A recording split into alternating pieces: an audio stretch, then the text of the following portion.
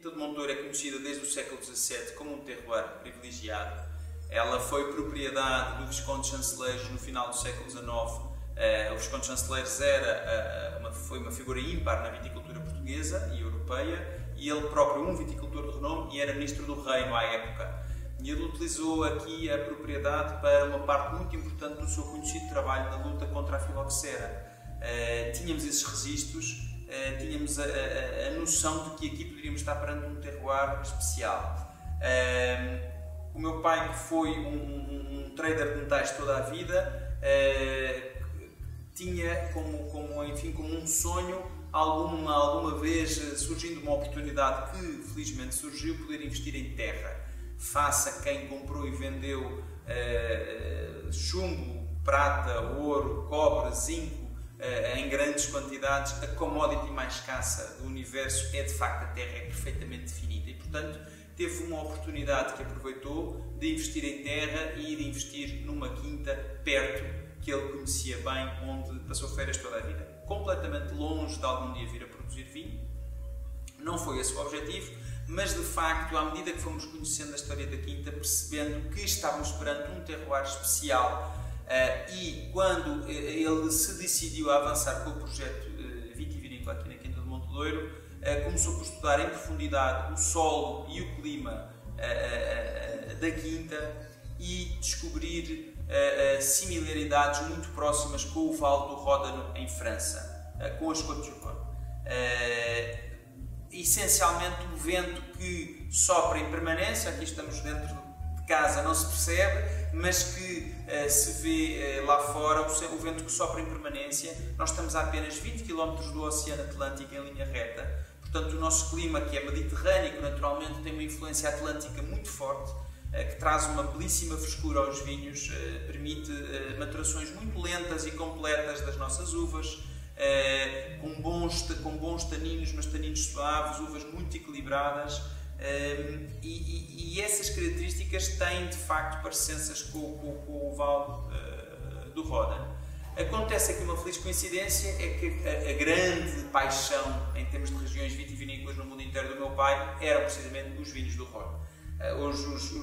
Os vitivinicultores que ele mais admira e de quem é grande amigo era o Jean-Louis Chave, o Guy Gall, o Michel Chapoutier, e de facto quando viu esses estudos e que tinha aqui características que poderiam ser parecidas com o Rhône, juntando um mais um dá dois, não é? Neste caso até três, e foi por isso que ele decidiu plantar maioritariamente as castas Syrah e Viognier. A nossa primeira vinha foi com a uva Syrah, a Viognier veio mais tarde, que são as uvas características do Vale do Rhône. É evidente que depois, quando se está a falar no domínio da teoria, dos estudos, há sempre coisas certas e erradas. Graças a Deus esses estudos provaram estar certos, porque hoje em dia e ao longo do tempo acho que está perfeitamente provado pelos resultados que temos alcançado e atingido que de facto temos um terroir muito especial para trabalhar a casta Syrah e Viognier. E, portanto, no fundo, nós ao longo dos anos fomos não só apostando ainda mais, porque aumentámos mais a área de Syrah e de Viognier, também temos outras uvas plantadas, como é o caso da Touriga Nacional e da Tinta Roriz nos tintos, ou a Marsanne e o Arinto nos brancos, mas de facto a Syrah e a Viognier provaram ser a nossa maior força. E estas coisas, não só o terroir provou ser especial, como nós também, enfim, sem falsas modéstias, acho que o soubemos estimar, o soubemos respeitar e potenciar a expressão do terroir no vinho. Não só, por exemplo, com o facto de em 2006 termos começado a converter a nossa viticultura para um modo orgânico, 100% orgânico, hoje em dia certificado, não utilizamos um pesticida, um químico, um herbicida no vinhedo, e de facto isso é também uma ajuda muito forte à expressão do terroir, a conservar as características naturais e edafoclimáticas do nosso terroir para passar para o vinho. Todos os procedimentos que fazemos, os baixos rendimentos de produção por hectare, com podas muito severas e mondas de cachos, toda a viticultura de precisão que fazemos, por parcela, toda a gestão parcelar do processo, os modos suaves que usamos depois na vinificação, tudo isso foram mecanismos que nós fomos implementando para ajudar à expressão desse terroir. E, portanto, tivemos a certeza que a natureza nos ajudava, mas nós tivemos que ajudar também a natureza. A conversão de toda a viticultura para o modo orgânico tem, em primeiro lugar, como eu expliquei, um objetivo de potenciar a expressão do terroir. Ter cada vez uvas mais saudáveis, melhores uvas que exprimam as características do terroir e também a nossa própria filosofia de produção.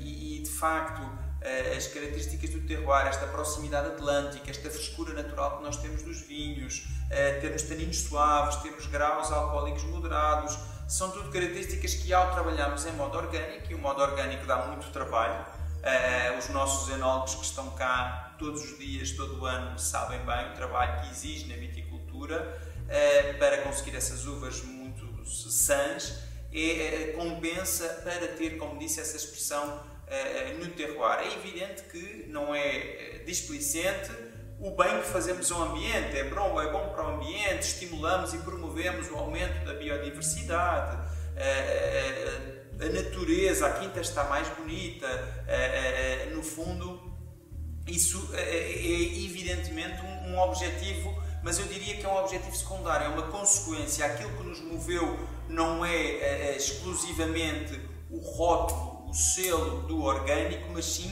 a qualidade final dos vinhos.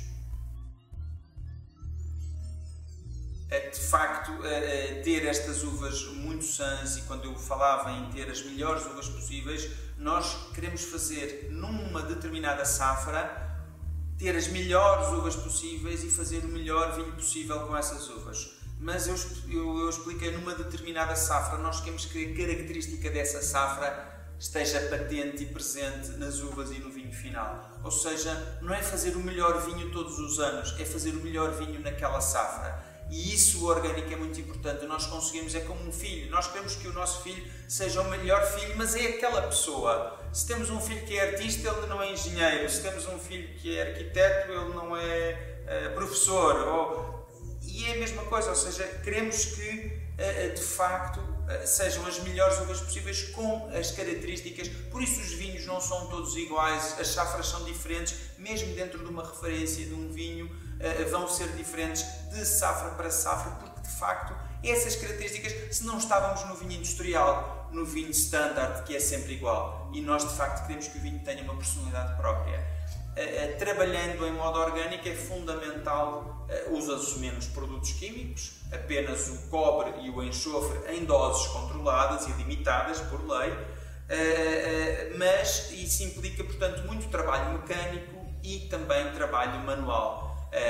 Nós tivemos uma vez um americano que visitou a vinícola e no final disse para o meu pai: nunca, se tiver aqui uma pessoa que perceba, não lhe mostres, enfim, não faça a degustação, o almoço, toda a propriedade, não, abra o portão, e ele disse em inglês, dê-lhe um chute no rabo, no bumbum, não é, no Brasil, e deixe-o ver o vinhedo, é suficiente para perceber a qualidade do trabalho. E ele terminou dizendo: os vossos vinhedos não são só bem tratados, eles parece que foram à manicure. Ou seja, de facto é um trabalho muito pormenorizado no vinhedo, na planta, para tratá-la quase como um jardim. Isso é possível porque estamos perante uma área pequena. De facto, todo esse trabalho manual permite um cuidado com as uvas que, se fosse mais automático, não seria possível.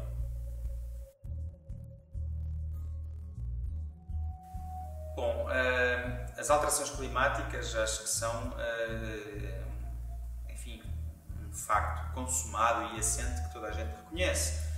Eu lembro-me em criança também ter invernos, se calhar, bem mais frios do que hoje em dia temos em Lisboa, por exemplo. Temos poucos dias de muito frio, em particular em Lisboa. Nota-se claramente isso. Sobretudo, eu acho que a constância das estações do ano alterou-se. Nós tínhamos ditados em português, dizíamos abril, águas mil, agora pode não chover em abril e chover em março e em maio. E não era por acaso que esses ditados havia, porque quando eu era criança, lembro-me que era verdade. Era fácil ensinar às crianças os ditados porque correspondiam à realidade. Eu acho que hoje a meteorologia variou muito e no fundo nota-se que cada ano é muito diferente um do outro. Daí, como eu dizia, que nós queremos representar essa safra depois nas uvas e no vinho. Não queremos mascarar isso, mas sim, pelo contrário, potenciar para que venha na garrafa de vinho.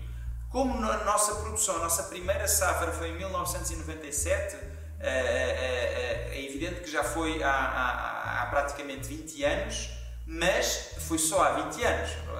Não temos um histórico aqui na vinícola existe histórico, mas não na nossa posse.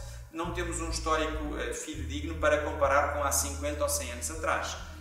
E, portanto, não seria correto da minha parte afirmar que temos assistido a uma evolução. Agora, que de facto cada safra é diferente uma da outra e que possivelmente isso não acontecia tanto anteriormente, isso é verdade. E, portanto, nós aqui temos, e não é, ou seja, safras muito diferentes, anos de colheita muito diferentes, de um ano para o outro. Não é ao longo, um ano chove muito, o outro ano não chove tanto, não há tanto períodos de seca e depois períodos de muita chuva. Não, é um ano de uma maneira, o outro ano de outra, e é uma total incógnita. É uma dificuldade e, enfim, sobretudo para os nossos enólogos é uma dor de cabeça, um nervosismo, poder atuar, porque estamos dependentes da natureza para a nossa produção. Isto, em última análise, é uma empresa, paga salários, tem contas para pagar, tem que ser sustentável e, portanto, são obviamente preocupações nossas no nosso dia-a-dia. Mas nós temos conseguido provar, e o modo orgânico ajuda muito a isso, mesmo em safras muito complicadas, em anos muito difíceis, nós temos conseguido sempre fazer vinhos, lá está, que representam essas características, mas ao nível a que nós habituamos os nossos consumidores, os nossos clientes. E aí o modo orgânico é muito importante para nos ajudar, mesmo em anos complicados, a ter plantas perfeitamente robustas, saudáveis, que nos entregam frutos, que nos permitem fazer os nossos vinhos como nós os idealizamos e não ter qualquer vergonha, pelo contrário, em ter um carimbo a dizer este vinho é daqui da